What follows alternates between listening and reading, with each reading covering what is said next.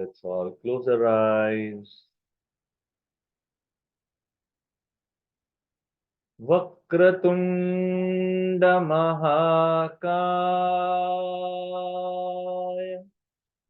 सूर्यकोटि समप्रभ निर्विघ्नं कुरु मे देव सर्वकार्येषु सर्वदा। श्री महागणपतये नमः। शारदा शारदाम्भोज वदना वदनाम्भुजे सर्वदा सर्वदास्माकं सन्निधिः सन्निधिं क्रियात्। श्री शारदाम्बायै नमः। गुरुर्ब्रह्मा गुरुर्विष्णु गुरुर्देवो महेश्वरः गुरुर्साक्षात् परब्रह्म तस्मै श्री गुरवे नमः। त्वमेव माता च पिता त्वमेव बन्धुश्च सखा त्वमेव विद्या द्रविणं त्वमेव सर्वं मम देव देव। वसुते वसुतं देवं कंसचाणूरमर्दनम्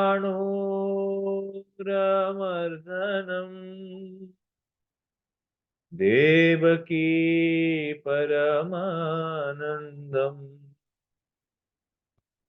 कृष्णं वन्दे जगद्गुरुम्। मातृभ्यो नमः पितृभ्यो नमः आचार्येभ्यो नमः देवेभ्यो नमः मुनिभ्यो नमः ऋषिभ्यो नमः गुरुभ्यो नमः। कुलदेवतायै नमः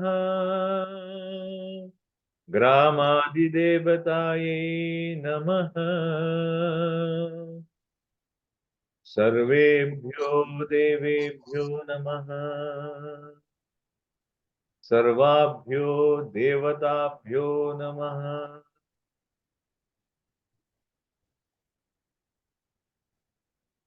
धीरे से हम अपनी आंखें खोल सकते हैं।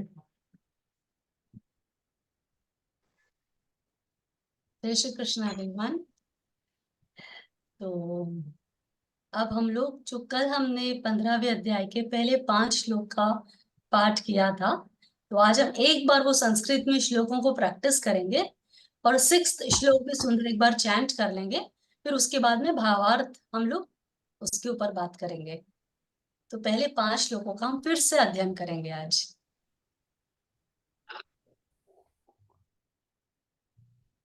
स्क्रीन विजिबल है?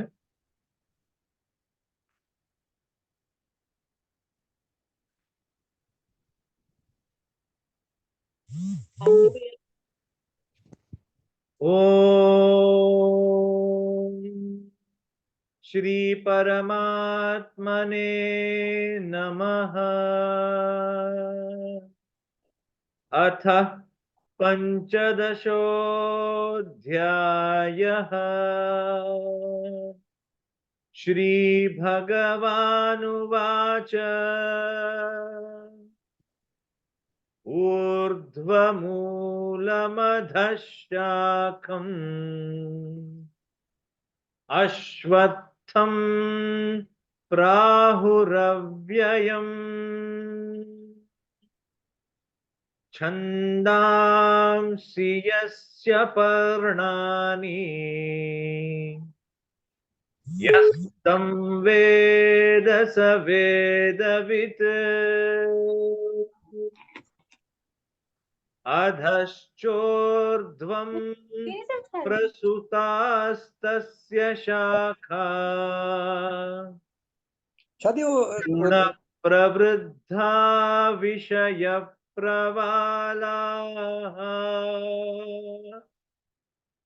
अधश्च मूलान्यनुसन्ततानि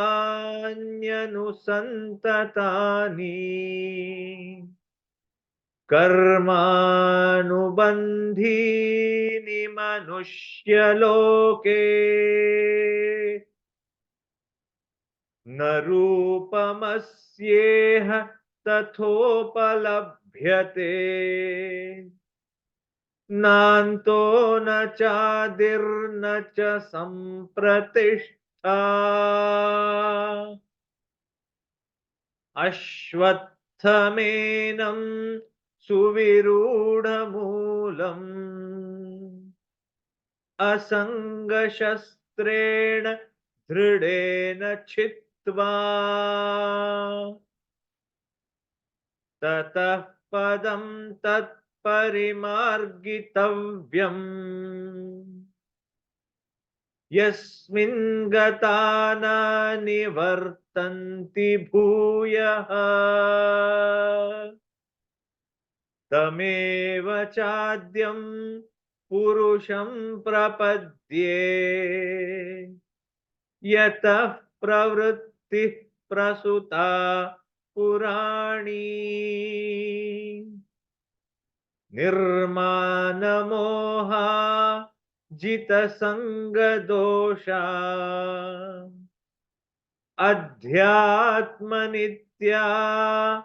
विनिवृत्तकामाः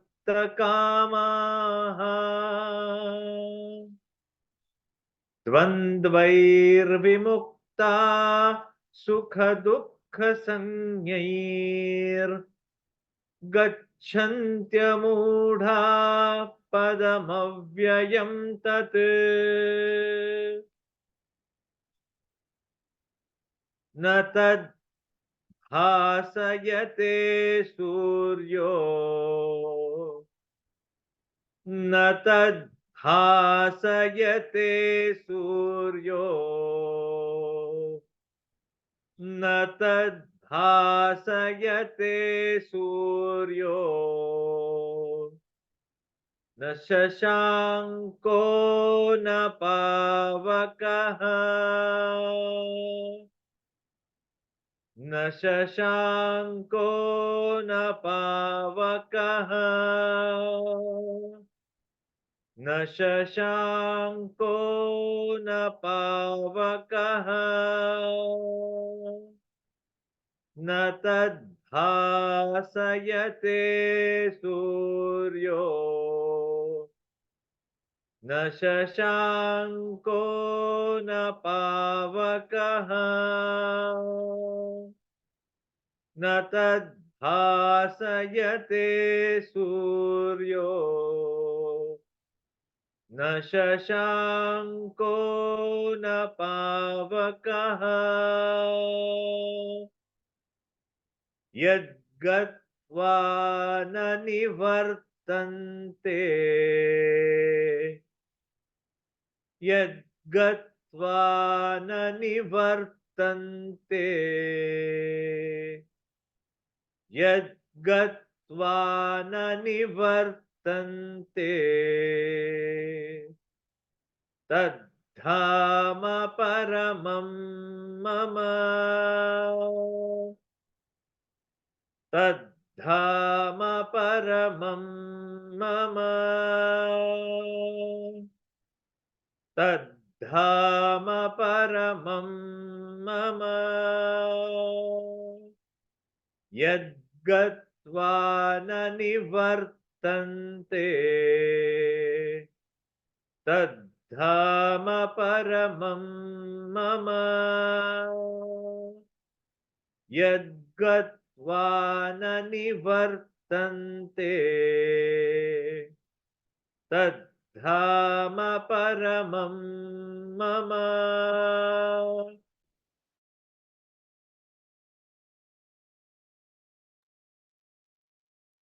तो भगवान यहाँ इस श्लोक में वो परम स्थान के बारे में बता रहे हैं। जैसे 5वें श्लोक में हमने देखा था, द्वंद्वैर्विमुक्ता सुख दुख संगे गच्छन्त मूढ़ा पदमव्ययम ततः। जो पदम प्रधान स्थान जो भगवान जिसके बारे में बोल रहे थे कि जब तुम द्वंद्व से राग द्वेष से मुक्त होते हो तो तुम परम पद को प्राप्त करते हो। तो इस श्लोक में भगवान उस परम पद के बारे में बता रहे हैं कि वो परम पद कैसा है।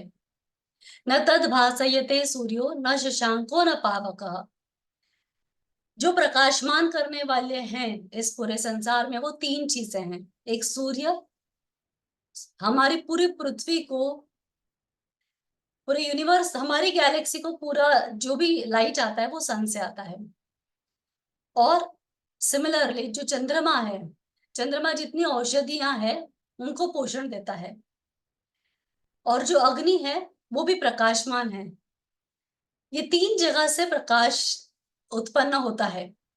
पर भगवान यहाँ पे बता रहे हैं कि जो परम पद है भगवान का, जो परम स्थान है भगवान का, उसको ना ही सूर्य, ना ही चंद्र और ना ही अग्नि में इतना सामर्थ्य है कि वो उस परम पद को प्रकाशमान कर सके। क्यों?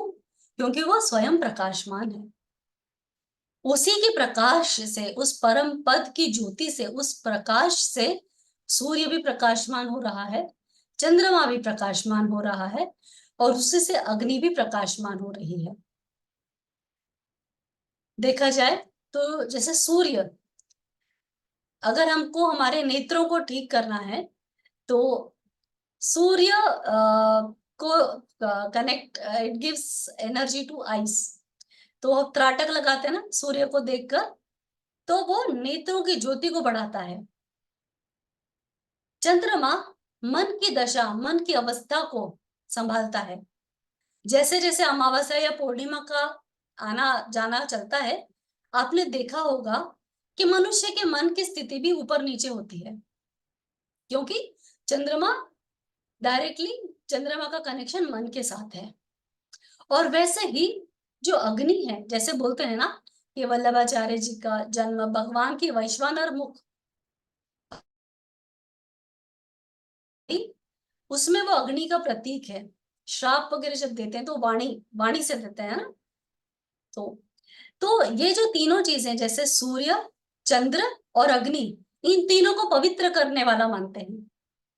लेकिन ये तीनों भी जो भगवान का परम पद है, जो भगवान का परम स्थान है, जो मूल है, ऊर्ध्व मूल, वहां तक इनका प्रकाश नहीं जाता है।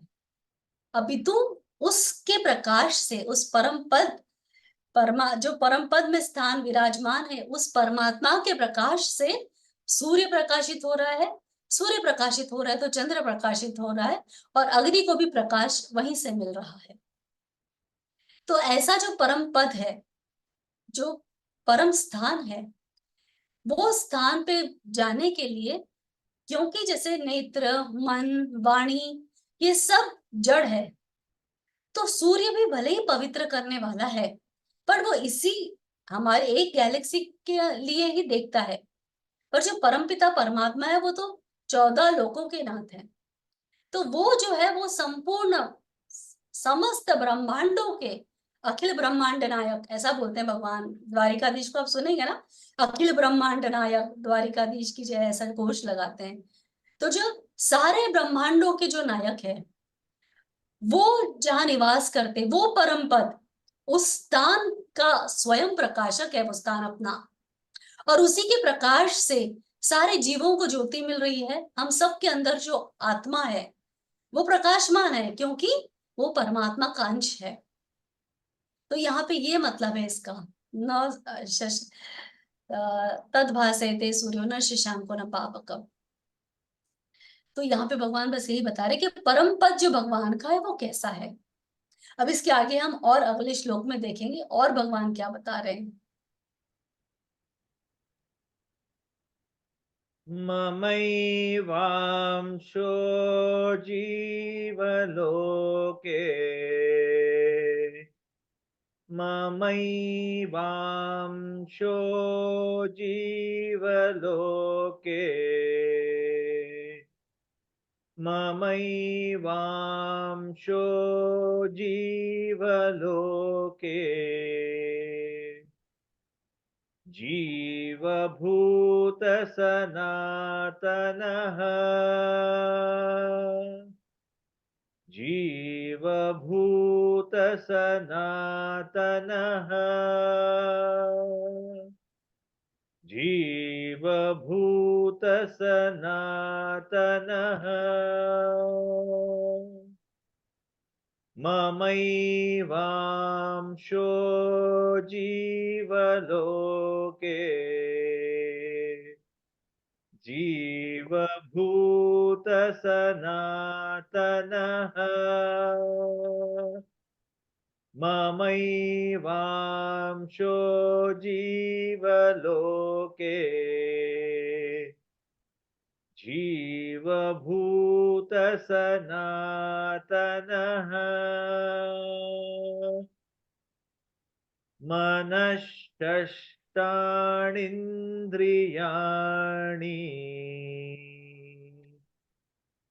मनश्चष्टाणीन्द्रियाणि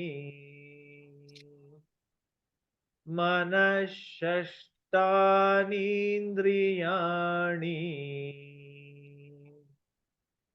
प्रकृतिस्थानि कर्षति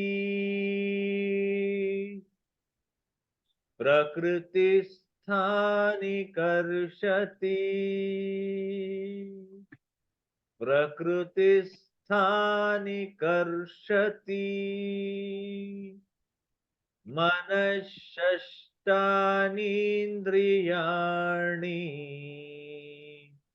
प्रकृतिस्थानि कर्षति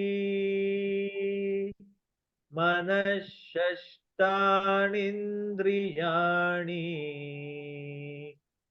प्रकृतिस्थानि कर्षति।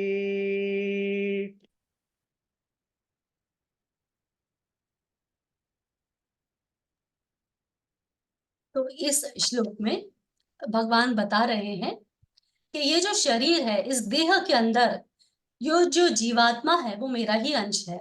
ममेवांशो जीवलोके जीवभूत सनातन। और ये जो मेरा अंश है वो कैसा है? सनातनी है।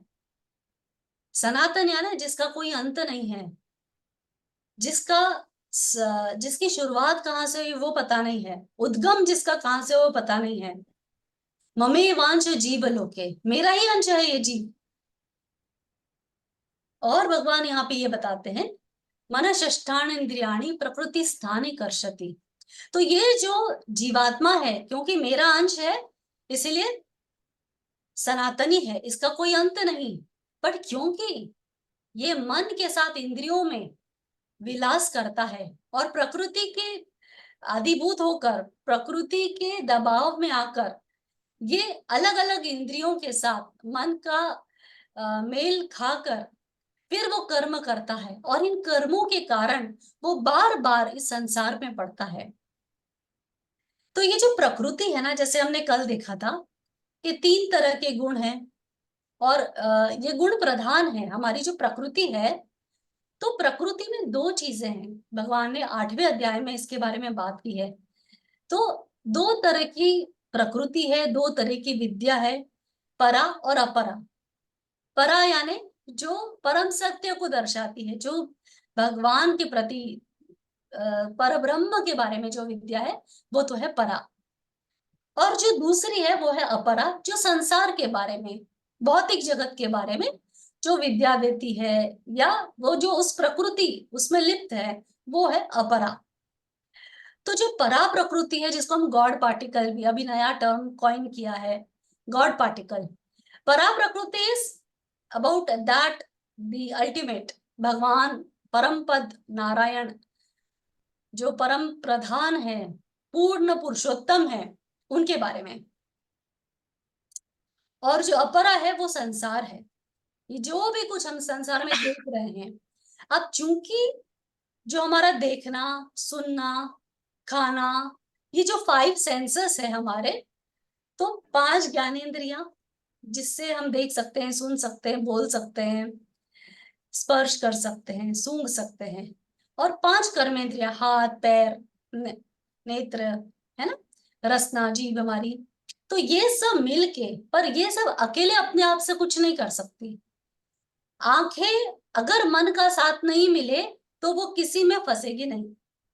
मन इसीलिए सबसे अधिक, जैसे 10वें अध्याय में जब भगवान ने अपनी विभूति बताई है कि जो है सब में बेस्ट मैं कहाँ हूं, अपनी विभूति बताई है, तो भगवान ने उसमें बोला है कि मनो में मैं, इंद्रियों में मैं मन हूं। तो जो 5 इंद्रियां हैं और मन, तो इन सब में जो सबसे पावरफुल है वो है मन। इसीलिए बार बार भगवान 12वें अध्याय से भी हमको ये बोल रहे हैं कि मन को मुझ में लगा। जब हम मन को भगवान में लगाएंगे तो ऑटोमेटिकली बुद्धि भगवान में लगेगी, and it is vice versa. बुद्धि भगवान में लगाएंगे तो ज्ञान से मन भगवान में लगेगा। तो यहाँ जो भगवान बोल रहे हैं कि ममे वांशु जीव लोके, हम सब भगवान का अंश है। मेरे दादाजी एक कुछ 2 लाइन सुनाते थे हमको, बहुत सुंदर भजन था। मिट्टी के घड़े अनेकों हैं, कोई यहाँ पड़े कोई वहां पड़े, देखो सूरज आकाश में है, पर छाया सभी घड़ों में है। एक कविता थी। तो हमारा जो हम सब लोग है ना, मनुष्य प्राणी, हम सब भी उन मिट्टी के घड़ों की तरह है। ये घट, कबीर जी ने तो कई बार घट को घड़ा, बट इज लाइक दैट, घट घट यानी मटका। तो वो कविता में ऐसा बोला है कि मिट्टी के घड़े अनेकों हैं। हमारा शरीर जो है जैसे मिट्टी, घड़ा टूटा, गिरा और टूट गया। हमारा अंतिम समय आया तो शरीर का निर्वाह हो गया। अगर प्राण नहीं रहेंगे, अगर हमारे अंदर सांस नहीं रहेगी, तो हमारा शरीर अपने आप नष्ट हो जाएगा, it will get decomposed, correct. तो वैसे ही जो मिट्टी के कई सारे घड़े रखे हैं अगर, तो उस सब घड़ों में सूरज की रोशनी इक्वली पड़ेगी। आप देखो अपने 10 बर्तन में पानी अगर रखा होगा, तो आप देखोगे सब में सूर्य की रोशनी समान पड़ रही है। तो ये जो सूर्य की रोशनी है ना, वो परमात्मा का वो प्रतिबिंब है। तो यहाँ पे जो भगवान बोल रहे हैं कि भाई हर घट घट में, हर प्राणी में मैं ही हूं, मैं ही सब में निवास कर रहा हूं। और क्योंकि मैं सनातनी हूं, मैं शाश्वत हूं, तो ये जो जीव आत्मा है ना, जो इसके अंदर मेरा अंश है, वो भी सनातनी है, जिसका कोई अंत नहीं है, जिसकी शुरुआत कहाँ, जो अविनाशी है, जिसका विनाश नहीं हो सकता। 2nd चैप्टर में भगवान अर्जुन को बताते हैं ना आत्मा के बारे में, कि आत्मा कैसी है, जिसको मार नहीं सकते, काट नहीं सकते, शस्त्र से काट नहीं सकते, जला नहीं सकते, भिगा नहीं सकते जल से, ऐसी आत्मा है। तो ये जो आत्मा है वो परमात्मा का ही अंश है। पर जो कुछ भी हम भगवान इस भगवत गीता में बोल रहे हैं ना, ये परम सत्य है। कठोपनिषद में भी ये बात जगह जगह, कठोपनिषद में और केनोपनिषद में, ये दोनों जगह इस बात का उल्लेख आया है, ममे वांशु जीव लोके। और न ये जो हमने पहले वाला देखा था ना, न तत् भासयते सूर्यो न शशांको न पावक। तो जो सूर्य है, जो चंद्र है, ये सब भी उस परमात्मा को प्रकाशमान नहीं कर सकते। हम लोगों के लिए सूर्य सबसे बड़ा है। हमारी पृथ्वी पे जितने लोग हैं, हम सब के लिए तो सूर्य ही सब कुछ है। The source of life is sun. सूर्य के बिना जीवन नहीं है। वैसे ही परमात्मा के बिना भी एक्चुअली जीवन नहीं है। और ये परमात्मा हम सब के अंदर निवास करता है। हम सब उसी परमात्मा का अंश है, लेकिन हम लोग सिर्फ वो रिलेशन भूल गए हैं। क्योंकि अज्ञान का पर्दा ढका है। और ये अज्ञान का पर्दा कैसे ढका है? मन षष्ठान इंद्रियाणी प्रकृति स्थान कर्षति। कैसे? ये जो मन है ये 5 इंद्रियों के साथ मिलकर एट ए टाइम एक इंद्रियों के साथ, जो कैसे कल हमने देखा था कि भाई नेटफ्लिक्स में कुछ अच्छा लगा देखने के लिए, तो मन देखने के सुख के साथ कंबाइन होता है, नेत्रों के साथ, चक्षुओं के साथ, और हम वो भोग उठाते हैं। वैसे ही मन को अगर जीवा का स्वाद लेना है तो मन में विचार आएगा आज पानी पूरी खाई जाए, पिज्जा खाया जाए, और हमारा मन बिल्कुल हमारे माइंड को भी वैसा, मन चित्त को भ्रमित करता है, और फिर हम उस कर्म इंद्रियों को उस एक्शन में लगाते हैं ज्ञान इंद्रियों के हिसाब से, और तब जाके हम वो भोग उठाते हैं, फिर हम कुछ खाते हैं। वैसे ही चाहे खुशबू हो, कोई भी कर्म जो हम करते हैं वो इन्फ्लुएंस्ड होता है, उसके करने का पीछे का कारण ही ये है कि हमारा मन और हमारी इंद्रियां, और हम प्रकृति के इन गुणों से बच नहीं सकते। जैसे हमने कल भी देखा था, ये गुण प्रधान प्रकृति है हमारी, क्योंकि हम संसार में हैं, और संसार को जड़ बोला गया है, स्थूल, ग्रॉस। तो जो कुछ भी संसार में है वो हमको नीचे की तरफ खींचता है, अज्ञान में डालता है, ममता में बांधता है।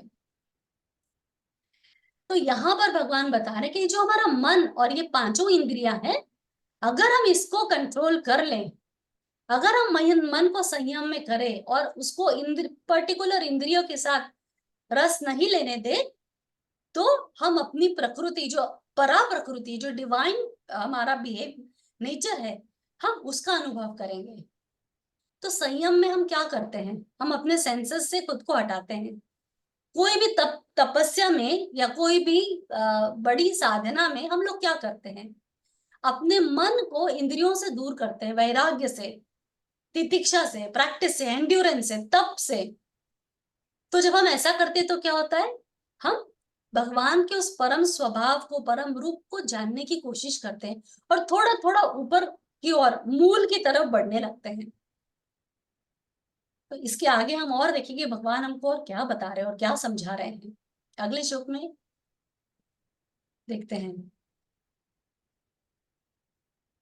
शरीरं यदवाप्नोति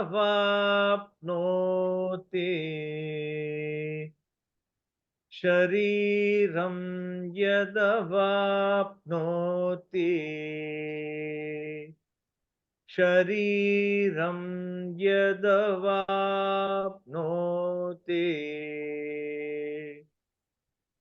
यच्चाप्युत्क्रामतीश्वरः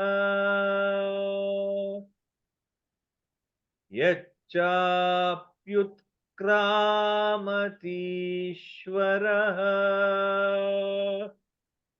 यच्चाप्युत्क्रामतीश्वरः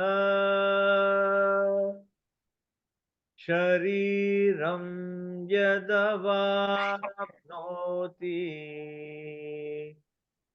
यच्चाप्युत्क्रामतीश्वरः शरीरं यदवाप्नोति यच्चाप्युत्क्रामतीश्वरः गृहीत्वैतानि संयाति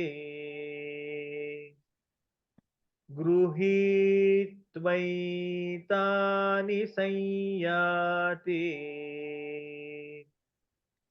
गृहीत्वैतानि संयाति वायुर्गन्धानि वाशयात् वायुर्गन्धानि वाशयात् वायुर्गन्धानि वाशयात् गृहीत्वैतानि संयाति वायुर्गन्धानि वाशयात् गृहीत्वैतानि संयाति वायुर्गन्धानि वाशयात्।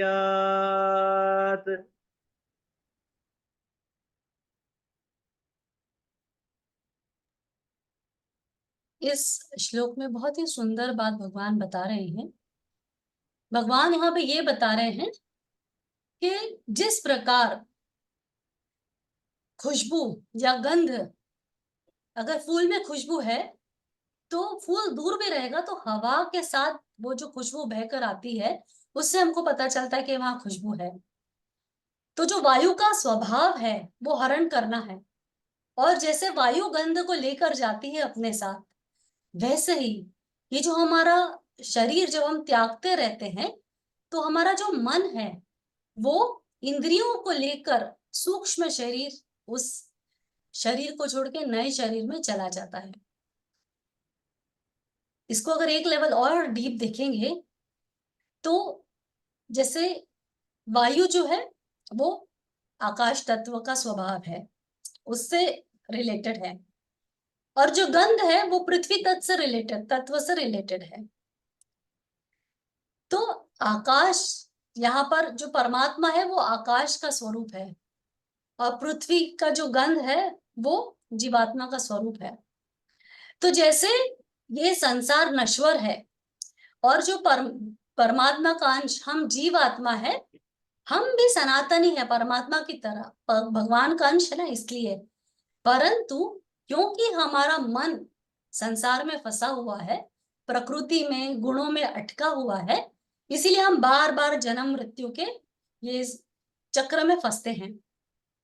जिस तरीके से बहुत ही सटल है, देखो कहीं आप कूड़ादान कहीं रखा हो, कचरे का डब्बा कहीं रखा हो, और या कोई चीज घर में फ्रिज में खराब हो रही हो, आप जैसे ही उस कमरे में आओगे या किचन में आओगे, आपको एक बड़ी गंदी सी बदबू आने लगेगी। चीज तो दूर पड़ी है, पर जो वायु है, जो हवा है, वो खुशबू को उठाकर लेकर आ रही है, सटली, बहुत ही धीरे से, मतलब एकदम सूक्ष्मता से। वैसे ही जब हम, क्योंकि शरीर तो नश्वर है, शरीर कभी भी अविनाशी नहीं हो सकता, तो शरीर नश्वर है, पर जो जीवात्मा है वो तो अविनाशी है, वो मर नहीं सकती। और ये जो मन, बुद्धि और हमारी इंद्रियां हैं, ये बड़ी प्रबल है, क्योंकि ये, इसमें भी परमात्मा का, भगवान 10वें अध्याय में बोलते हैं ना कि इंद्रियों में मैं मन हूं। सो ये भगवान की विभूति है। मन दिखाई नहीं देता, शरीर का अंग नहीं है, मन चित्त की प्रवृत्ति है, एक इंद्रिय है। तो ये नश्वर नहीं है, ये जड़ है लेकिन नश्वर नहीं है, बहुत ही सूक्ष्म है। तो जब एक आदमी मनुष्य शरीर त्यागता है, जो मरने वाला है, उसके मरने के समय जैसे प्राण छूटे, तो ये जो हमारी आत्मा, जब जीवात्मा निकलने लगती है, तो जीवात्मा के साथ, क्योंकि मन इतना, जीवात्मा उस अज्ञान के अंधकार में मन के साथ इतना बाइंडेड है कि वो अपने परम स्वभाव को भूल गई है। जीवात्मा का हमारा परम स्वभाव क्या है? परम, हमारा अंश कौन है? परमात्मा। लेकिन क्योंकि हमारा ज्ञान ढका हुआ है, क्योंकि हम मन के साथ, इंद्रियों के साथ हमारा इतना व्यवहार है, हमको अपने शरीर से, नश्वर शरीर से इतनी ममता है, इस मन के प्रति इतना प्रेम है कि मन ने बोला कुछ खाने का मन है, मन की बात मान ली। मन ने बोला थोड़ा और सोना है तो हम और सो गए। मन ने बोला है कि थोड़ा आलस करेंगे, आज थोड़ा काम नहीं करेंगे, तो हमने काम नहीं किया। तो जब हम मन के इतना वश में है, हमारे कांस्टेंट देखो, और ये जो मन है ना और जो इंद्रियां है ना, हम जो भी कार्य करते हैं, तो जैसे गुरुदेव ने भी इसके बारे में बहुत सुंदर बताया है कि फूड और सेक्स, ये दो चीज है जो जानवरों के अंदर भी वो इंप्रेशंस बहुत स्ट्रांग है। क्यों? क्योंकि हम कई जन्मों जन्मांतर से वो करते आ रहे हैं। खाना, कोई भी प्राणी हो वो खाना जरूर खाएगा, भोजन जरूर करेगा, क्योंकि शरीर, प्रकृति का नियम है कि इसका पोषण करना है। वैसे ही प्रोजेनी बढ़ाने के लिए, मल्टीप्लिकेशन के लिए उसको वो तो संयोग किसी न किसी के साथ करना ही पड़ेगा, क्योंकि वो प्रकृति का नियम है। पुरुष और प्रकृति के अंदर भी वो मल्टीप्लिकेशन का एस्पेक्ट है। बट प्रॉब्लम कहां पर है, वही भगवान बता रहे कि तुम परम भक्त बनो, परम सिद्ध भक्त, जो मेरे स्थान में आता है फिर उसके बाद नीचे नहीं आता है, जो परम पद को, तो यहाँ भगवान बता रहे हैं क्यों मनुष्य परम पद को प्राप्त नहीं कर सकता।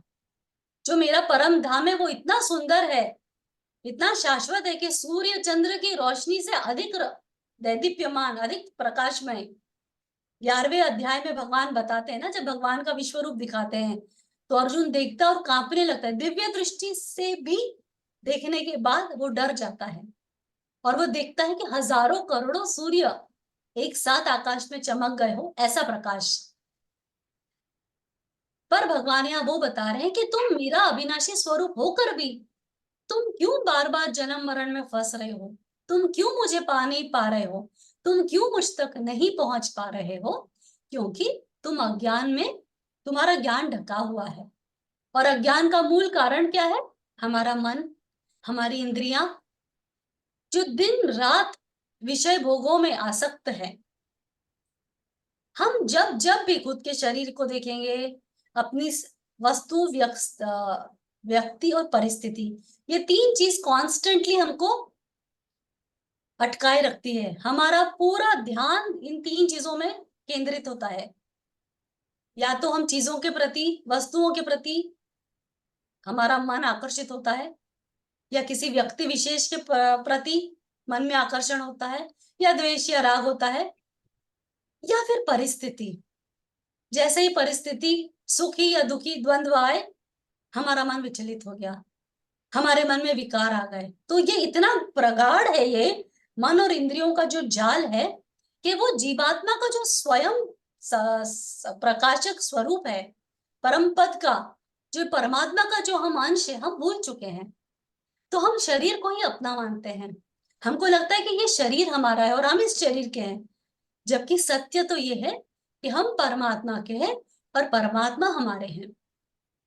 और जो 12वें अध्याय में भगवान बोल रहे थे कि मेरे प्रति बुद्धि मेरी तरफ करो, मेरे लिए मन, मतलब मन को मेरी तरफ करो, मेरे बारे में सोचो, मेरे परायण होके कर्म करो।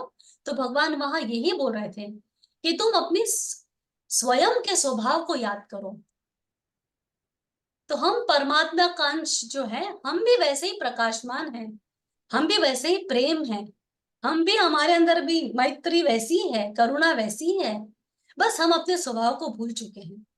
और इसीलिए बार बार पुनरपि जननम पुनरपि मरणम पुनरपि जननी जठरे शयनम, हम वो ही साइकिल में फंसे हुए हैं। और इसीलिए भगवान बता रहे हैं कि तुम ये जंजाल में फंसे हो, इसलिए तुम मेरे परम पद को प्राप्त नहीं कर पा रहे हो और बार बार संसार में आकर गिर रहे हो। इसके आगे का हम श्लोक देखेंगे।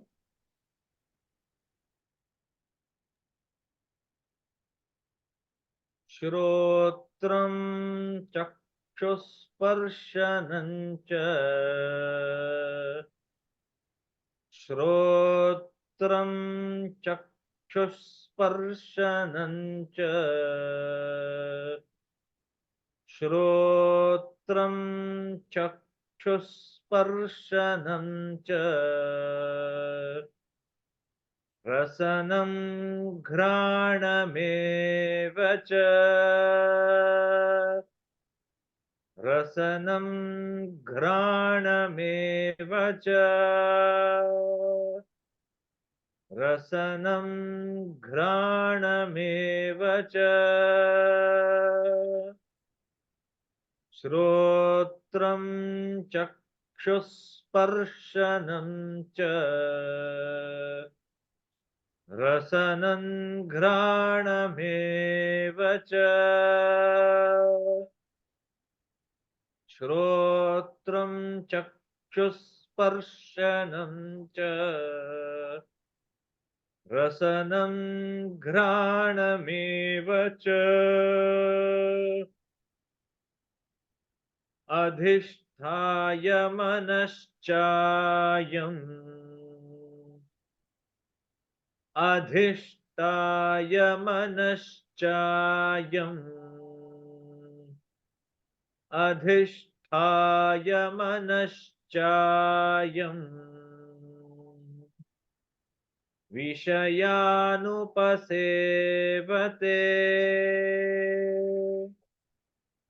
विषयानुपसेवते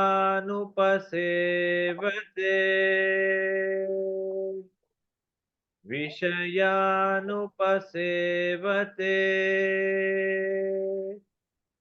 अधिष्ठाय मनश्चायम् विषयानुपसेवते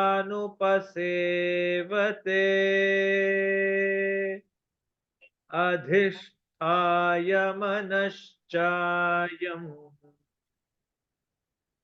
विषयानुपसेवते।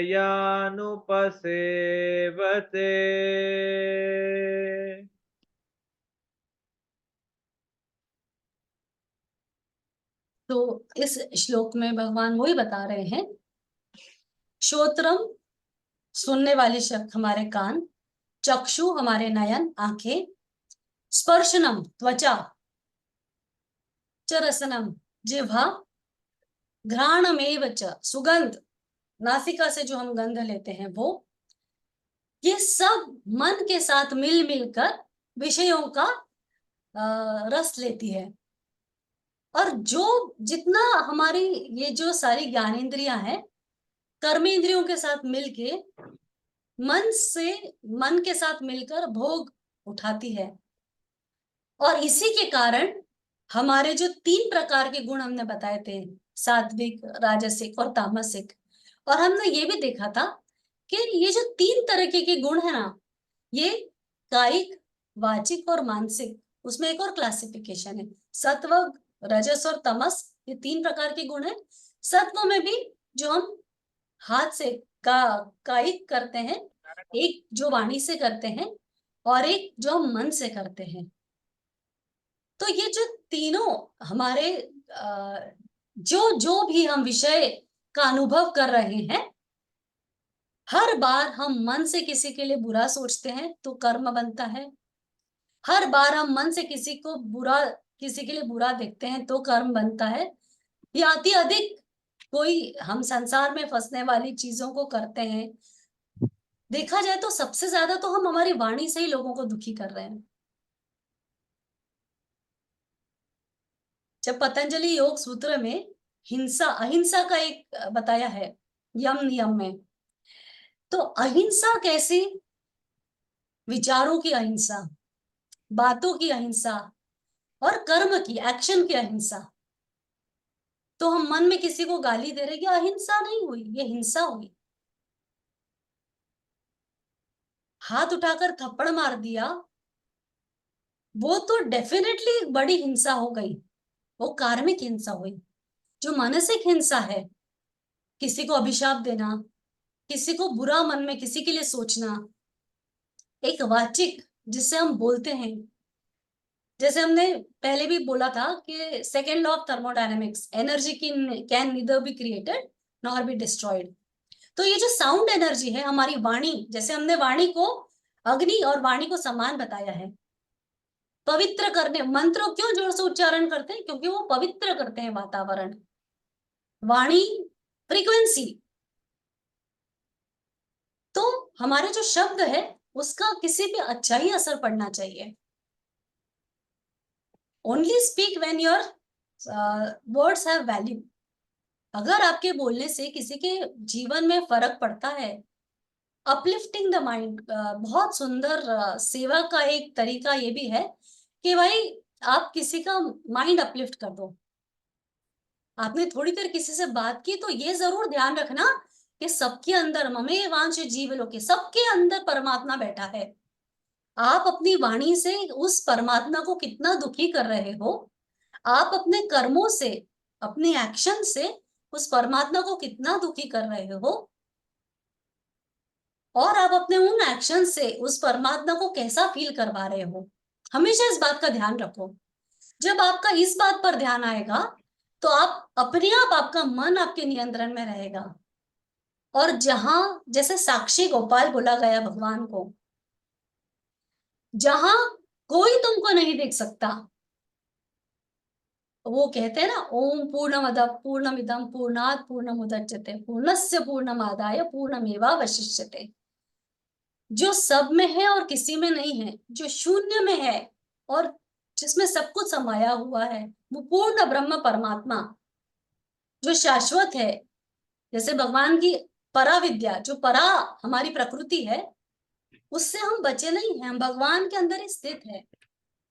बट हमारे इग्नोरेंस से, हमारे अज्ञान से हमको ये पता नहीं है। तो हमको ऐसा लगता है जैसे बिल्ली आंख बंद करके दूध पीती है, तो उसको ऐसा लगता है उसको कोई नहीं देख रहा है, पर वो सबको दिखाई देती है। तो हमको ऐसा लगता है कि हमारे रूम में कोई नहीं है, हम अकेले कुछ भी मोबाइल में देख लो कोई नहीं देख रहा है, या हम कोई गलत काम कर लो किसी को क्या पता चलेगा, हमने चोरी कर ली किसी को क्या पता चलेगा। अरे आपके अंदर जो साक्षात परम पिता परमात्मा बैठा है, उससे आप कभी नहीं बच सकते। आपके मन में आने वाले विचार को जो भांप ले, उसको अंतर्यामी बोलते हैं। जो सबके हृदय में बैठा, सबके हृदय के अंदर आने वाले विचार को भी जान लेता है, उसको अंतर्यामी कहते हैं। तो भगवान अंतर्यामी है। तो ये जो हमारे 5 ज्ञानेंद्रियां हैं, कान, नाक, आंखें, जिह्वा, त्वचा, और 5 कर्मेंद्रिया, जिससे हम दोनों को मिला के मन को साथ लेके हम अलग अलग क्रियाएं करते हैं, कर्म करते हैं। गुण प्रधान, राजसिक, तामसिक, सात्विक, इसके बेसिस पे, और बार बार कर्म करते हैं और हम उतना ही फंसते जाते हैं। तो क्यों, जैसे भगवान ने बोला था कि अपने कर्म तुम दक्ष बनो, अनपेक्षा शुचिर दक्ष, वो निपुण बनो जिसमें तुम इस विनाशी शरीर में रहते रहते ही अविनाशी को पालो। तो क्यों, जैसे ही हमारे मन में कोई गलत थॉट आया उसको रोको, अवेयरनेस। जैसे ही मन में किसी के लिए हिंसा का भाव आया, अपने मन को देखो, क्योंकि तुम्हारा मन बड़ा चंचल है, पहली बात। और दूसरी बात, सारी इंद्रियों का राजा है मन। इसीलिए भगवान को 10वें अध्याय में भगवान ने बोला कि तुम्हारा मन मैं हूं, इंद्रियों में मैं मन हूं। तो बोलते हैं ना, हमारा मन बच्चे की तरह होता है। Your mind can be your best friend and your mind can be your worst enemy. तो अपने मन को ये जानो कि तुम परमात्मा का अंश हो। मेरी मति भगवान में लगाओ, मुझे अच्छा कर्म करने के लिए प्रेरित करो। और मन का स्वभाव है, आप जैसा उसको ट्रेन करोगे ना, वो वैसा ट्रेंड होता है। और जितना हम विषयों में फंसेंगे, जितना हम इंद्रियों के साथ भोग विलास करेंगे, उतना ज्यादा हमारे इंप्रेशंस स्ट्रांग होंगे। ऐसा बोलते हैं ना कि घर में कुत्ता नहीं रखना चाहिए, सब लोगों ने सुना होगा, सारे साधु संत ऐसा बोलते हैं, घर में कुत्ता नहीं रखना चाहिए। कुत्ते से कोई प्रॉब्लम नहीं है। हाँ, ये हो सकता है कि एनिमल्स के कारण, पेट्स के कारण बहुत सारे डिसीजेस होते हैं उनके बालों के कारण, पर वो एक वो रीजन भी है। पर मुख्य क्या कारण है जिसके कारण हमारे शास्त्रों में कुत्ते को रखने के लिए मना किया है? क्योंकि आपका अति प्रेम कुत्ते में हो जाता है, कुत्ते का प्रेम भी आप में होता है। तो जब आप शरीर छोड़ के जाते हो ना, अभी बताया था ना कि वायु कैसे गंध को उठा के लेके जाता है, तो हमारा शरीर भी मरते वक्त हमारा मन अपने साथ संस्कार और मन इंद्रियों को लेके जाता है ना। शरीरम यद्वाप्नोति यच्चाक्रामता क्रामतीश्वर गृहीत्वानि संयति वायुर्गंधानि वाशयात्। तो वैसे ही जब हम कुत्ते के बारे में ही सोचेंगे और प्राण त्यागेंगे, अगला जन्म डेफिनेटली हम उसी योनि में जाएंगे। तो आप डिसाइड करो आपको किस योनि में जाना है। हर बार क्यों बोलते हैं, और ये सच है, जब इंसान मरने वाला हो ना, पहले तो वो काफी सारा पूजा पाठ फिर भी करता है, पर अंतिम समय कई लोगों से आपने सुना होगा, मरने के पहले भगवान की स्मृति नहीं रही, कुछ और ही बात करते थे। क्योंकि जीवन भर जो नहीं किया, लास्ट में उस प्रभु को याद करना मुश्किल है।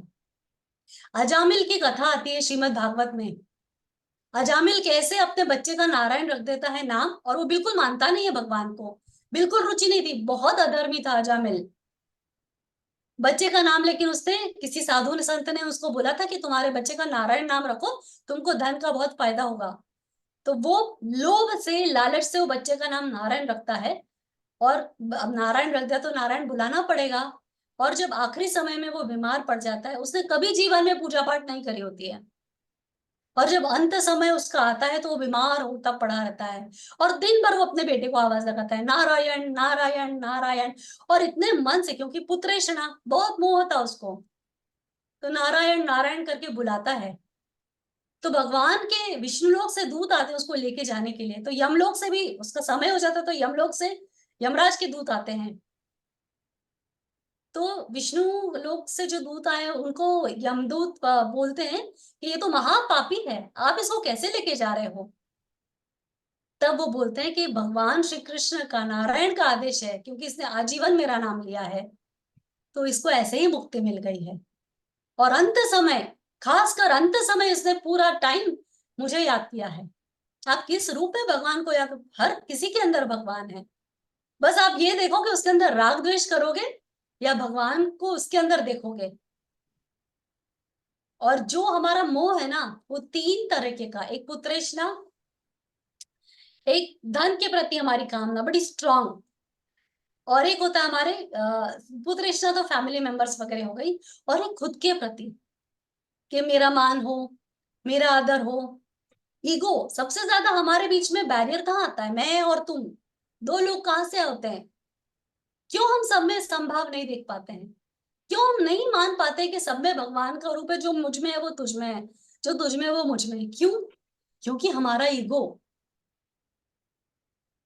तो ये तीन तरह की जो तृष्णा है, धन के प्रति, सब फैमिली, सब भाई बंधुओं के प्रति, और शरीर के प्रति, ये हमको भगवान से दूर करती है, विमुख करती है। ज्ञान का जो दर्पण है वो साफ नहीं रहने देती, अज्ञान उसको ढक देता है। तो यहाँ भगवान ये बता रहे हैं, और इसके आगे वाला श्लोक देखेंगे। उत्क्रामन्तं स्थितं वापि उत्क्रामन्तं स्थितं वापि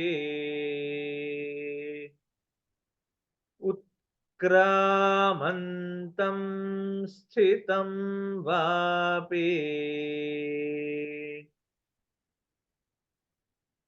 भुञ्जानं वा गुणान्वितम् भुञ्जानं वा गुणान्वितम् भुञ्जानं वा गुणान्वितम् उत्क्रामन्तं स्थितं वापि भुञ्जानं वा गुणान्वितम् उत्क्रामन्तं स्थितं वापि भुञ्जानं वा गुणान्वितम् विमूढानानुपश्यन्ति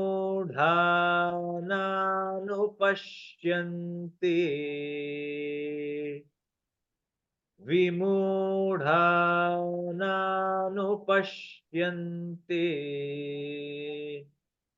विमूढानानुपश्यन्ति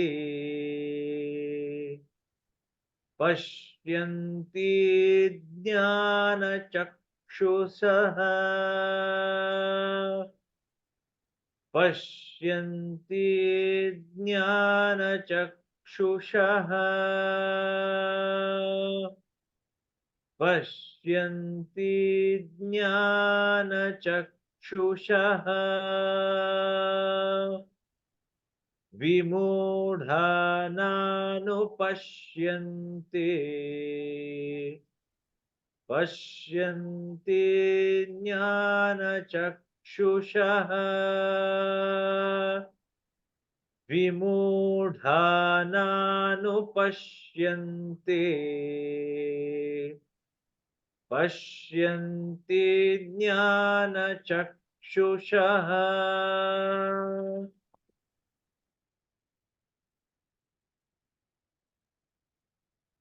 तो इस श्लोक में भगवान ये बता रहे हैं कि जो मनुष्य शरीर को छोड़कर जा रहा है या जो शरीर में स्थित है, अगर वो अज्ञानी है तो वो ये बात कभी नहीं समझ पाएगा।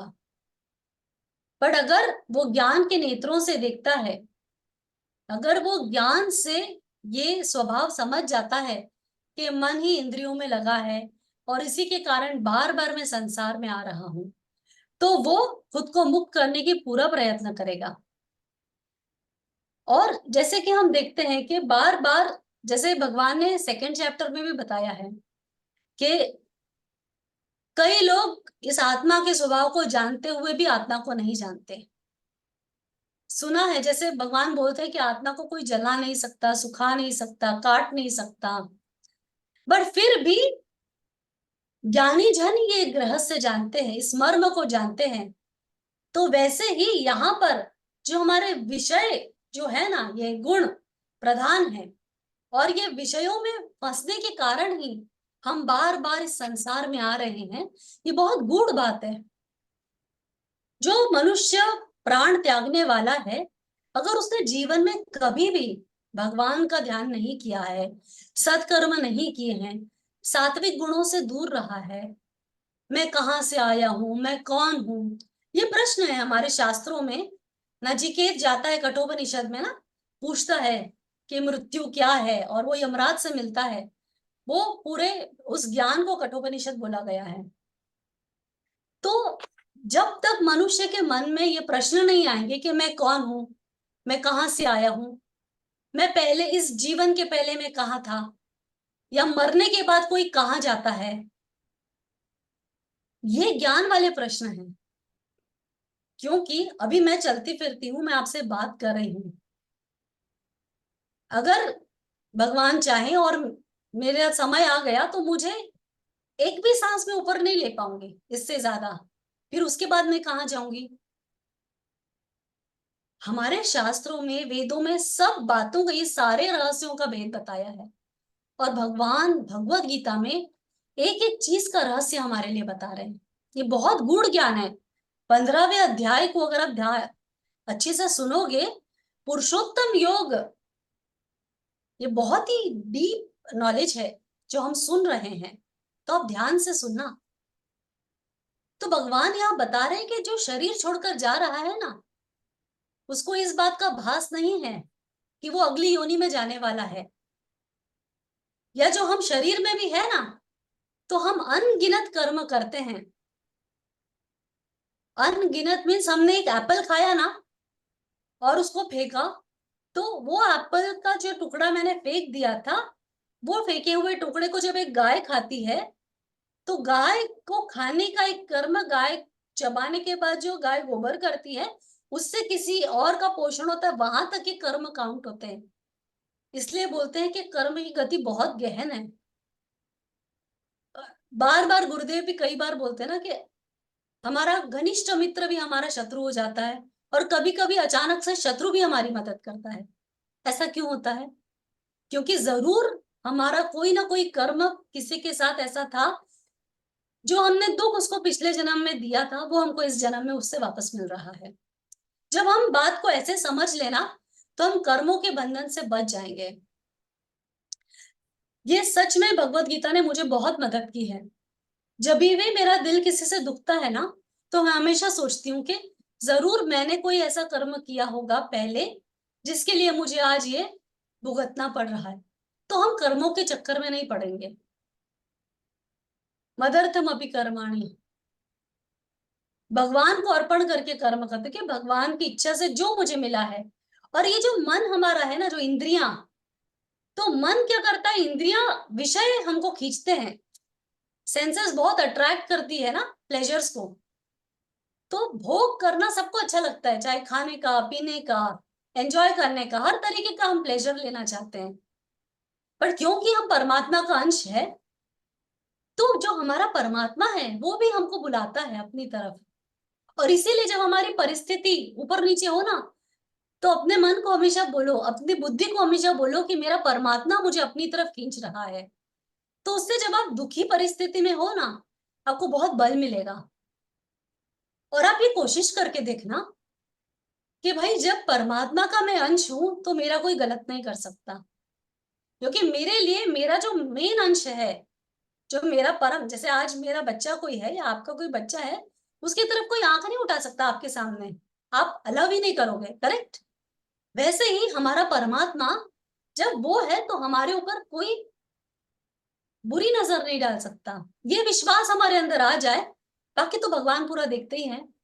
मीरा जी को गले में सांप का नवलक का हार बोल के सांप का हार बताया था, सांप भेजा था गले में पहनने के लिए ताकि वो खोले और डंक मार दें, पर वो श्री कृष्ण अर्पण बोलते थे हर बात में, तो वो सच में नवलक का हार बन गया था, फूलों की माला। भगवान के हाथ से दी हुई फूलों की माला सांप को फूलों की माला कर दे तो वो किसी नवलक का हार से कम थोड़ी है। तो जिस भाव से हम भगवान को, प्रहलाद कितनी बार उसको मारने की कोशिश की, उसका विश्वास था कि नारायण मेरी रक्षा करेंगे। तो हमको भी उस परमात्मा में, हमारा जो मेन, हम जिसका अंश है, उस परमात्मा का जो जीवात्मा अंश है, बार बार खुद की बुद्धि को याद दिलाना है, हे नाथ, हे मेरे नाथ, मैं आपको भूलू नहीं। जैसे मीराबाई बोलती थी ना, मेरे तो गिरधर गोपाल दूसरो ना कोई। और पुरुषोत्तम की एक बहुत सुंदर कथा है। तो मीराबाई, उस वक्त का समय भी बड़ा ऐसा था कि वो मेल फीमेल का डिस्पैरिटी बहुत था। 500 साल पहले की आप बात याद करो, और राजस्थान में मीराबाई तो रानी थी, तो बहुत ही स्ट्रिक्ट होता था तब बाहर आकर। और जैसे ही भोजराज जी की मृत्यु होती है तो मीराबाई निकल जाती है, तो उनको घर से भी बहुत ऑपोजिशन था, राणा जी का, उनकी ननंद का। फिर भी मीराबाई निकल के पहले थोड़े दिन मेवाड़ के पास रहती है और फिर मीराबाई चली जाती है, आती है वृंदावन वगैरह। वृंदावन में कोई बहुत बड़े संत आत्मा थे, बहुत बड़े सो कॉल्ड संत थे, तो मीराबाई का बहुत मन था उनसे मिलने का, तो वो किसी मंदिर में रहते थे। मीराबाई उनसे मिलने जाती है, तो वो मंदिर के अंदर से बोलते हैं, तो ये बताती है, इनके दो जो दास होते हैं वो जाके बोलते हैं मीराबाई के साथ के सहचर लोग कि मीराबाई आई आपके दर्शन करने, उनको मंदिर में आके दर्शन करना है। तो वो जो संत अंदर होते हैं वो बोलते, जो ज्ञानी बोलते, यहाँ से पुरुष अलाउड है, स्त्रियों का यहाँ काम नहीं। तो मीराबाई बोलती है बाहर से, तो तुम अंदर क्या कर रहे हो, इस पूरे संसार में पुरुष तो एक ही है, वो है गिरिधर साक्षात नारायण, तो तुम अंदर क्या कर रहे हो। और जैसे ही मीराबाई ये बोलती है, एकदम उनको ज्ञान होता है वो साधु को, और उनको तब वो जो शरीर का निर्ममन, जो शरीर के प्रति खुद का अहंकार है ना, अहमता, ममता, उनको एकदम उस बात का भान हो जाता है कि मैं अपने शरीर में अटक के मुझे अहंकार हो गया था, और वो बाहर आकर मीराबाई के चरणों में गिर जाते हैं। तो जो परम सिद्ध भक्त है ना, वो ऐसे होते हैं, वो भगवान खुद उनके पीछे भागता है। ऐसे भक्तों के लिए भगवान दौड़ते हैं, इसीलिए भगवान बार बार 12वें अध्याय में बोल रहे हैं कि ये मेरा परम प्रिय है। ये मैं सोचो, भगवान जिसको परम प्रिय बोलते हैं, अर्जुन परम प्रिय था भगवान का। भगवान ने भगवत गीता में कई बार बोला, तू मुझे अति प्रिय है, इसलिए मैं तुझे ये ज्ञान दे रहा हूं। भगवान ने जब जब शुरुआत में ही, साक्षात काल का स्वरूप है नारायण भगवान श्री कृष्ण, 11वें अध्याय में विश्व रूप दिखाते हैं भगवान जब अर्जुन को, तो वो महाकाल, वो बोलता है, भगवान के कई दांत दिखते हैं उसमें, अर्जुन डर जाता है, और एक साइड से बहुत सारे शरीर अंदर जा रहे हैं जिनका सिर कटा है, खून निकल रहा है, और एक साइड से कई लोग बाहर आ रहे हैं भगवान के मुंह से। एक विकराल रूप था वो भगवान का। तो अर्जुन कांपता है, डरता है, और बोलता है, आप कौन हो, मैं डर रहा हूं आपको देख के, मैं कई सारे अंदर शव जाते देख रहा हूँ जिनके सिर कटे हैं, हाथ कटे हैं, और कुछ लोग बाहर आ रहे हैं, ये क्या है, ये क्या, मैं समझ नहीं पा रहा हूँ। तब भगवान बोलते हैं कि मैं संसार को नष्ट करने के लिए बड़ा हुआ महाकाल हूं, तो तू जान, सब मर चुके हैं, मैं तो चाहता हूं, तू मेरा प्रिय है, इसलिए मैं तो चाहता हूं कि तुझे कीर्ति मिले, तुझे यश मिले, तो तू कर्म कर, तेरा जो तेरा कर्म है।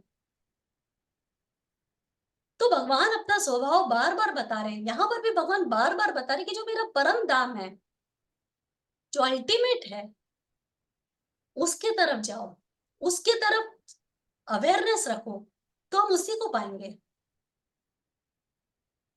तो ये जो भगवत गीता का ज्ञान है ना, बहुत ही गूढ़ है। 15वें अध्याय में भी अभी तक हमने देखा कितना डीप भगवान बता रहे हैं अर्जुन को कि कैसे हम दूसरा जन्म कैसे होता है मनुष्य का, कैसे गुण। आज जो बच्चा छोटा है जिसको बिल्कुल समझ नहीं आता है, 3 महीने 4 महीने से बच्चे के अंदर आप देखो क्रोधित होने का स्वभाव पता चलता है। आप बच्चे के हाथ से कोई खिलौना ले लो, वो कैसे रोता है आप देखो। अचानक बच्चा गिर गया एक बार, उसको भय हो जाता है, क्यों? उसको तो बिल्कुल समझ नहीं है। ये संस्कार है जो प्राणी पिछले जन्म से लेकर आ रहा है।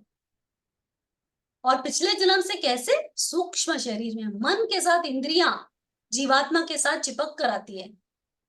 इसीलिए भगवान बार बार बोल रहे हैं, मन को निर्मल रखो, मन को मुझ में लगाओ, बुद्धि को मुझ में लगाओ। जब तुम ये करोगे तो तुम मुझे ही पाओगे। और अगर तुमको जन्म लेना भी पड़े तो लो इंद्र जैसा जन्म, तुमको स्वर्ग का भोग मिलेगा। भगवान अर्जुन को क्या बोल रहे हैं? ये तो सब मर चुके। जब सेनयोर यूर भयो मध्य, दोनों सेनाओं के बीच में जब भगवान को अर्जुन बोलता है ना मुझे लेके चलो, और भगवान एक दृष्टि डालते ना, कौरव तो तभी मर गए थे। जब भगवान ने काल की एक नजर पड़ गई, वो सब तभी मर गए थे। लेकिन तब भगवान बोलते हैं और विश्व रूप में भी दिखाते हैं कि भाई ये तो मर चुके, तू लड़, मेरी बात मान और कीर्ति को पा। तो जब जब हम भगवान की इच्छा के हिसाब से चलते हैं, हम तब तब यश पाएंगे। लेकिन यश पाने के लालच से कुछ भी मत करना, कर्म में फंसोगे। अभी हम जो भी सुन रहे हैं वो यही भगवान बोल रहे हैं, कुछ पाने की इच्छा से आप कुछ भी करोगे तो कर्म लगेगा। पर अगर आप ये सोचोगे कि भगवान की इच्छा है ऐसी, मैं ऐसा करूं, तो आपको कर्म कभी नहीं लगेगा। जो आपका बुरा कर्म है, जो आपको तकलीफ भी अगर झेलना है, उसमें भी भगवान आपको वो बहुत सुगम कर देगा। एक बोलते हैं ना कि जैसे गुरुदेव भी कई बार बोलते हैं कि आपको कर्म तो भुगतना है, क्योंकि कर्म की गति बहुत गहन है। इस जन्म में नहीं तो कैरी फॉरवर्ड होगा, अगले जन्म में भुगतना ही पड़ेगा। बट गुरु की कृपा से, प्रभु की कृपा से वो फेदर लाइट, अगर आपको ऊपर 7वें आसमान से नीचे गिरना था तो आप खड़े खड़े गिर जाओगे। अगर आपका सिर कटना था तो आपको इतनी सी खरोंच लग जाएगी गाल पे। ऐसे भगवान हमारे कर्म बचा सकता है, और एक वो ही कर सकता है, ईश्वर जो गुरु के रूप में है, इधर ऐ कर देंगे ने बंद, और गुरु जो ईश्वर के रूप में है। ऐन ऐन 10 बजे बंद कर देंगे होंगे, आवाज तो बंद होगी। क्या करता मैनू केड़ा चश्मा पा रखा है मैंने। तो ये तो था, अब हमारा फ्लो रुक गया। तो ये तो था पूरा जो आज हमारे 5 श्लोक थे उसके बारे में।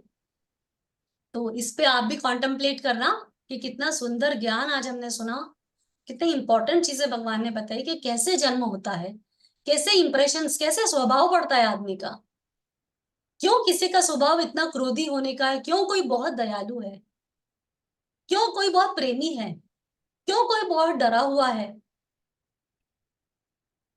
ये सब हमारे शास्त्रों में दिया है। भगवत गीता में तो सारे शास्त्रों का निचोड़ है। तो जब ये ज्ञान हम ग्रहण करें, ये सबसे हाईएस्ट नॉलेज है, तो इस पे आप जरूर थोड़ा सा विचार करना। और इसी के साथ आज के लिए जय श्री कृष्णा। एक छोटे से प्रेयर से मैं खत्म करूंगी। ओम पूर्णमद पूर्णमिदम पूर्णात् पूर्णमुदच्यते पूर्णस्य पूर्णमादाय पूर्णमेवावशिष्यते। So thank you all for being good audience. जय श्री कृष्णा। इसका भी मतलब बता दो। हाँ जी भाभी। मैंने कहा इसका भी मतलब बता दो जो लास्ट में बोला।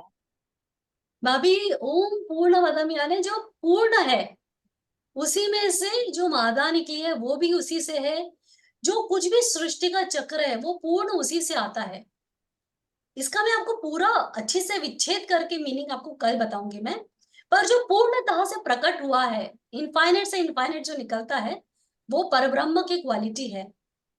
और ये ईशावास्य उपनिषद में ये प्रेयर परब्रह्म के लिए गाई है ये जो नर है वो भी तुम हो, जो मादा है वो भी तुम हो, तुम्हारे अंदर से जो निकला है वो ही तुम हो और वो ही तुम पूर्ण करते हो। तो जो पूर्ण में से पूर्ण निकल जाता है तो क्या शेष रहता है? पूर्णतः। तो ये इनफाइनाइट जो ब्रह्म है उसकी क्वालिटी बताई है। तो यस, तो जय श्री कृष्णा। जैसे रचना हाँ अनाउंसमेंट तो कल परसों नहीं है, वो भी एक बार अनाउंस कर। हाँ, तो हम लोग सैटरडे संडे तो नहीं मिलेंगे। सैटरडे संडे आप लोग प्लीज 12वां अध्याय 15वां अध्याय यूट्यूब में भी पूरा भगवत गीता का चैंटिंग 12वें अध्याय का 15वें अध्याय का आपको मिल जाएगा, वो सुनना और जो नॉलेज हमने सुना है उसको कॉन्टेम्पलेट करना और ये ज्ञान का अपना ज्ञान से इसका स्नान करते रहना, तो आपको मतलब भी अच्छे से समझेगा। इसी के साथ जय श्री कृष्णा।